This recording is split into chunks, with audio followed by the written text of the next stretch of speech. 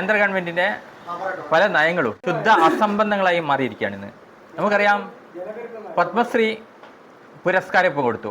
തിരുവിതാംകൂർ രാജകുടുംബം അംഗമായിരിക്കുന്ന ഗൗരി ലക്ഷ്മി ബായി, ബാക്കി എൻ്റെ പട്ടി പറയും തമ്പുരാട്ടിന്ന്, എന്തായാലും അവർക്കാണ് പത്മശ്രീ പുരസ്കാരം കൊടുത്തിരിക്കുന്നത്.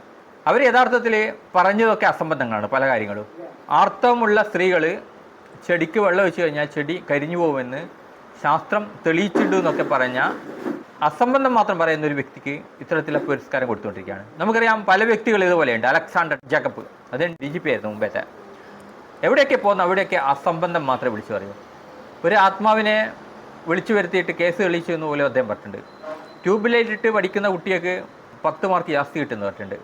അങ്ങനെ എണ്ണിയാലൊടുങ്ങാത്ത അസംബന്ധങ്ങൾ മാത്രം പറയുന്ന കുറേ വ്യക്തികളുണ്ട്. ഇപ്പോൾ BJP ഗവൺമെൻറ് അധികാരത്തിൽ വന്ന ശേഷം ഇത്തരം ശാസ്ത്രവിരുദ്ധമായിരിക്കുന്ന ശുദ്ധ അസംബന്ധങ്ങൾ മാത്രം പ്രചരിപ്പിക്കുന്നവർക്ക് വേണ്ടി മാത്രം അവാർഡുകൾ മാറിയിരിക്കുകയാണ്. ശാസ്ത്ര കോൺഫറൻസ് വരെ നടത്തുന്നതിന് പല തടസ്സങ്ങളും പറഞ്ഞു കൊടുക്കുകയാണ്.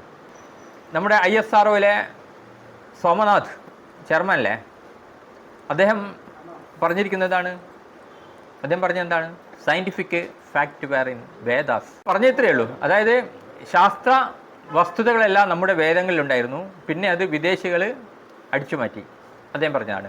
അപ്പോൾ ഇത്തരത്തിലുള്ള ഒരുപാട് ശാസ്ത്രവിരുദ്ധരും അജ്ഞാനികളായിരിക്കുന്ന ആൾക്കാരാണ് നമ്മുടെ രാജ്യത്തിൻ്റെ ശാസ്ത്ര സാങ്കേതിക പുരോഗതിയെ നയിച്ചുകൊണ്ടിരിക്കുന്നത്.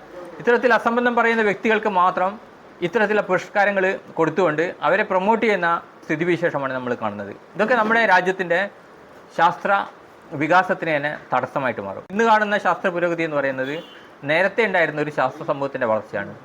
ഇപ്പോഴുള്ള ഈ എഡ്യൂക്കേഷൻ സിസ്റ്റത്തിൻ്റെ ഭാഗമായിട്ട് ഒരു 5-10 കൊല്ലത്തിനുള്ളിൽ, അതായത് പുതിയ ന്യൂ ജനറേഷൻ ശാസ്ത്രബോധമില്ലാത്ത അസംബന്ധങ്ങളിൽ വിശ്വസിക്കുന്ന ഇത്തരത്തിലുള്ള വേദങ്ങളിലാണ് ഇതൊക്കെ ഉള്ളത്. അണുബോംബിൻ്റെ തിയറി വേദങ്ങളിലുണ്ട്.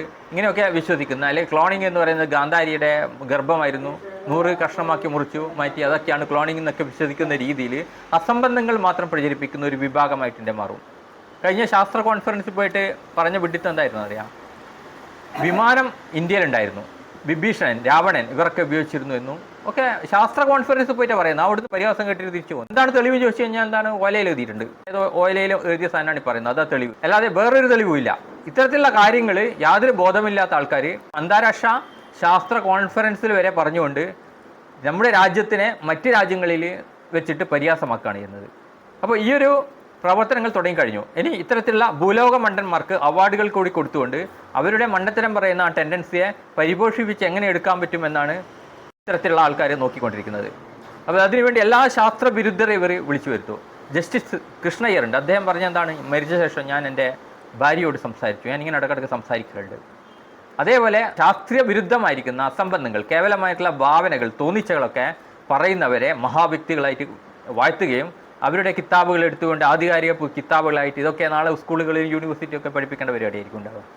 അപ്പോൾ ഇത്തരത്തിൽ തീർത്തും മതപ്പിതിച്ച ഒരു സമൂഹത്തിൻ്റെ സൃഷ്ടിയിലാണ് ഇന്ന് നടക്കുന്നത്. പീരിയോഡിക് ടേബിൾ രസതന്ത്രത്തിന് എടുത്തു മാറ്റി, പരിണാമ സിദ്ധാന്തം പഠിപ്പിക്കേണ്ട, പകരം എന്താണ്, നമുക്ക് ദശാവതാരം ഉണ്ടല്ലോ, അങ്ങനെയൊക്കെ പറയുന്നു. ആ രീതിയിൽ പീരിയോഡിക് ടേബിൾ എന്തുകൊണ്ട് പഠിപ്പിക്കണമെന്ന് ചോദിച്ചു കഴിഞ്ഞാൽ പഴയ പഞ്ചഭൂത സിദ്ധാന്തം ഉണ്ടല്ലോ, ആകാശം, മണ്ണ്, ഭൂമി എന്നൊക്കെ പറഞ്ഞില്ല, അതിന് വിരുദ്ധമാണ്.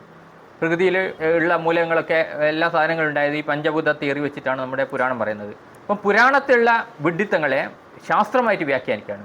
അതേപോലെ തന്നെ ഗണപതിയുടെ തലയെ പറ്റിയൊക്കെ പറഞ്ഞിരുന്നു, അത് എന്തായിരുന്നു, പ്ലാസ്റ്റിക് സർജറി ആയിരുന്നു പറഞ്ഞു. അത്തരത്തിൽ പറഞ്ഞതാണ്. എല്ലാ കാര്യങ്ങളും ഇവിടെ വ്യക്തമായിട്ട് വീഡിയോസ് എല്ലാം ഉള്ള കാര്യമാണ്. അത്തരത്തിൽ യാതൊരു നാണവുമില്ലാതെ ഇങ്ങനെ പെട്ടെന്ന് തന്നെ പറയാൻ പറ്റുന്നത് എന്തുകൊണ്ടാണെന്ന് വെച്ചാൽ അജ്ഞത, അന്ധവിശ്വാസം, ഇതിലൊക്കെ ഇങ്ങനെ ഭ്രമിച്ച് നിൽക്കുകയാണ്. അവർക്ക് യാതൊരു മടിയുമില്ലാണ്ട് ഇതൊക്കെ പറയാൻ പറ്റും. ആൾക്കാർ എന്ത് വിചാരിക്കുന്നു, ആൾക്കാർ ചിരിക്കില്ലേ, ഇതൊന്നും ഒരു വിഷയമല്ല. കാരണം അവരെ സംബന്ധിച്ചോളം അവർ ആ നേടിയിരിക്കുന്ന പരിമിതമായിട്ടുള്ള അല്ലെങ്കിൽ മണ്ടത്തരങ്ങളുടെ ഒരു സമാഹാരത്തിൽ നിന്നുകൊണ്ട് അതിൽ അഭിമാനപൂർവ്വം കൊള്ളുന്ന ആൾക്കാരാണ്. അതാണ് നമ്മുടെ പാരമ്പര്യം എന്ന് പോലും അവർ പറഞ്ഞു കളയുന്നുണ്ട്. അപ്പോൾ അത്തരത്തിൽ ശാസ്ത്ര നിഷേധമായിരിക്കുന്ന ഒരു സമൂഹത്തിന് ഒരിക്കലും തന്നെ മുന്നോട്ടേക്ക് പോയില്ല. ഇത്തരം നിലപാടുകളെല്ലാം തന്നെ, കേന്ദ്ര സർക്കാരിൻ്റെ ഇത്തരത്തിലുള്ള നിലപാടുകളെല്ലാം തന്നെ നമ്മുടെ രാജ്യത്തിൻ്റെ പുരോഗതിയാണ് നശിപ്പിക്കുക. കാരണം ശാസ്ത്ര സാങ്കേതിക വിദ്യയിലെ പുരോഗതി എന്ന് പറയുന്നത് നമ്മുടെ രാജ്യത്തിൻ്റെ പുരോഗതി തന്നെയാണ്.